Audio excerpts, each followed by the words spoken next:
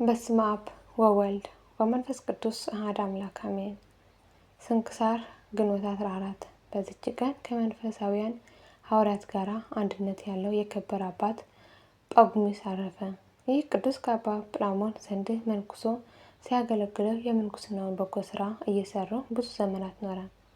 ከዚያም በኋላ ከእግዚአብሔር የታዘዘ መልአክ ተገለጸለት። እንደ አባቶቻችን ሐዋርያትም የአንድነት ማህበር ለመስራት መነኮሳትን እንዲሰበስብ አዘዘው። ከዚህም በኋላ ብዙዎች ሰዎች ሰብስቦ በየቦታው ብዙ ገዳማት ሰራላቸው። ለሁሉም በእጃቸው ሰርተው በሚያገኙትና በምግባቸውን አንድነት እንዲሆኑ በጸሎት ጊዜ በመብልም የሚሰሩትን ስርዓት ሰራላቸው። እርሱ ከሁሉም በላይ አበምኔት ሆኖ ከበታቹ ከገዳማት በእያንዳንዱ አበምኔት ሾመላቸው።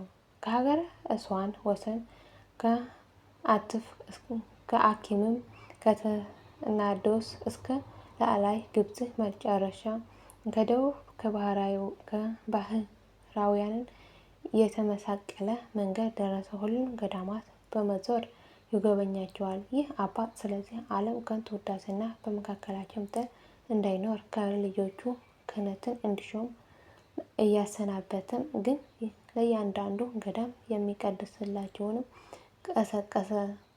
ቀሳውስት ከዓለም አደረገ። ሊቀ ጳጳሳት ሐዋርያም አትናቴዎስ ወደ ላዕላይ ግብጽ በወጣ ጊዜ ይህ አባት ጳጉሜስ ቅስናን ሊሾመው ወደደ። ከእርሱም ሸሸ።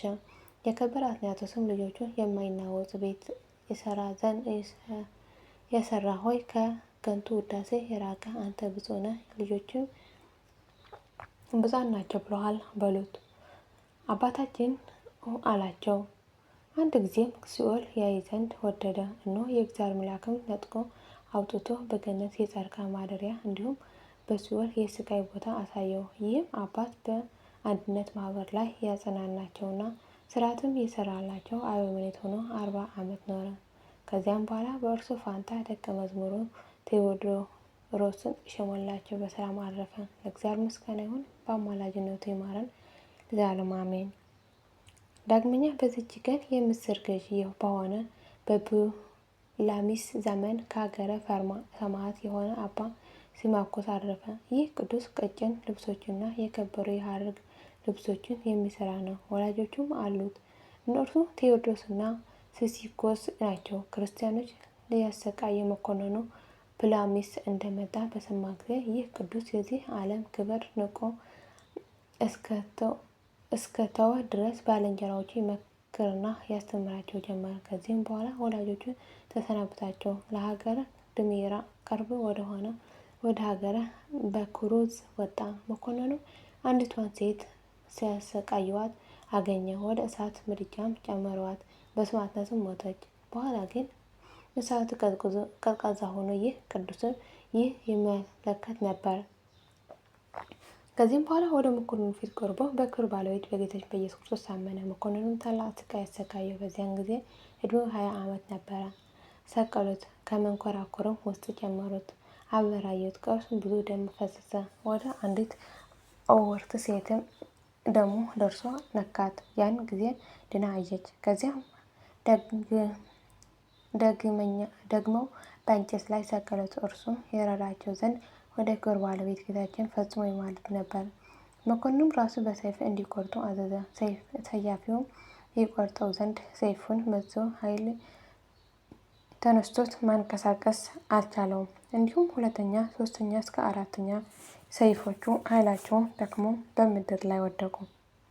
ከዚህም በኋላ በአንገቱ ገመድ አስገብቶ እስከ ረጅም ተራራ አናት ድረስ ጎተቱት። ነፍሱን በእግዚአብሔር እጅ ሰጥቶ የምስክርነት አክሊል ተቀበለ። ከወታደሮቹም ውስጥ ዲዳና ድንጎረ ነበረ። የቅዱሱን ስጋ ባየ ጊዜ ጆሮውን ሰሙ፣ አንደበቱም ተናገረ። ኢዱኩም ከተባለ ሀገረ ምዕመናን መጥተው የቅዱሱ ሲማኮስን ስጋ ወሰዱ። የድሜራና የታይን የሁለቱ ሀገሮች ሰዎች ተሰብስበው መኮንኑ ቢላሞስም ፈርቶ ሸሸ።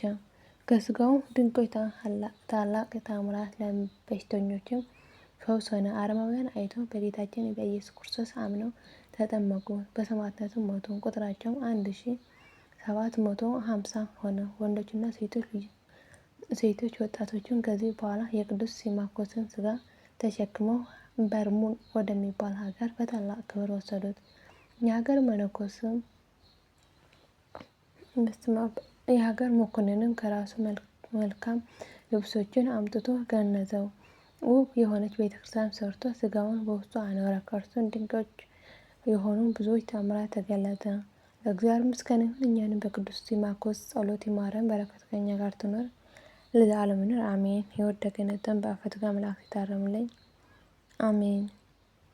አቡነ ዘበሰማያት ይትቀደስ ስምከ ትምጻእ መንግሥትከ ወይኩን ፈቃድከ በከመ በሰማይ ከማሁ በምድር ሲሳየነ ዘለለነ ሀበነ ዮም ወኅድግ ለነ አበሳነ ጌጋየነ ከመ ንሕነኒ ለዘአበሰ ለነ ኢታብአነ እግዚኦ ውስተ መንሱት አላ አድኅነነ ወባልሐነ እምኩሉ ኩይስ መዚአከ ይእቲ መንግሥት ኃይል ወስብሐት በሰላም ቅዱስ ገብርኤል መልአከ እግዝእትየ ማርያም ሰላም ለኪ ድንግል ወይናኪ ወድንግል በሥጋኪ እም እግዚአብሔር ጽባኦት ሰላም ለኪ ብርክት አንቲ እምአንስቶ ብሩክ ፍሬ ከርሥኪ ተፈሥሒ ፍሥሕት ወምልዕተ እግዚአብሔር ምስሌኪ ሣህሉ ጸልዪ መረስእ ወንታነ ሀብ ፍቅር ወልድኪ ኢየሱስ ክርስቶስ ከመ ይስረይ ለነ ኃጣውኢነ ለዓለሙ ዓለም አሜን።